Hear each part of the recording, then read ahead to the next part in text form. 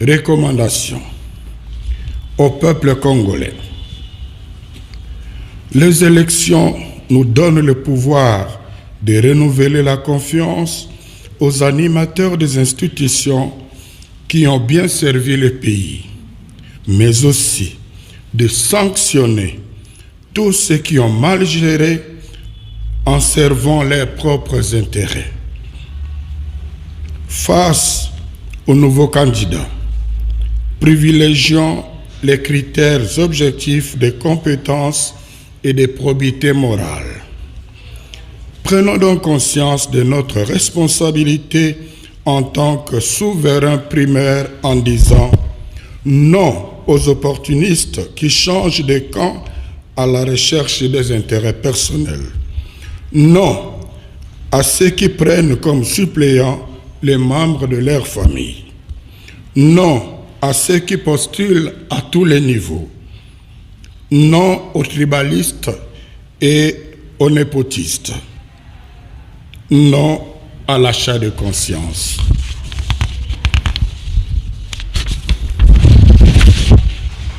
Sachons que l'acte que nous allons poser le jour du scrutin est décisif pour l'avenir de notre pays. Compte tenu des expériences malheureuses des cycles passés, ne quittons pas les bureaux de vote tant qu'on n'aura pas affiché les résultats. Avec l'affichage des résultats au niveau des bureaux de vote, nous aurons déjà une idée claire des gagnants. La CENI n'aura d'autre choix que de les confirmer. Au cas contraire, ce serait une haute trahison et n'attendons pas une autre instance pour nous remettre dans nos droits. Nous avons le pouvoir constitutionnel, confère article 64, nous permettant d'imposer pacifiquement la vérité des urnes. À ce niveau, la contribution de la Conférence épiscopale nationale du Congo SENCO est d'accompagner ce processus avec une mission d'observation conjointe avec l'Église du Christ au Congo, l'ECC. Bien entendu, cet accompagnement n'aura de sens que si la CENI donnait un minimum de garantie de transparence. Autrement, nous n'allons pas nous aligner.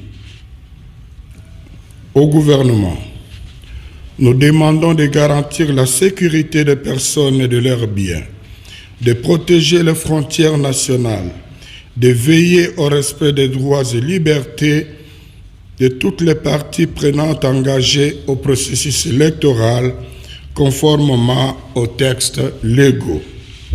À la CENI, de garantir la transparence des opérations de vote et de dépouillement par le respect des dispositions légales concernant la cartographie des centres et bureaux de vote, l'accréditation des observateurs électoraux, des témoins des partis politiques et des journalistes, la publication des listes électorales définitives, la publication des résultats provisoires des scrutins par bureau de vote.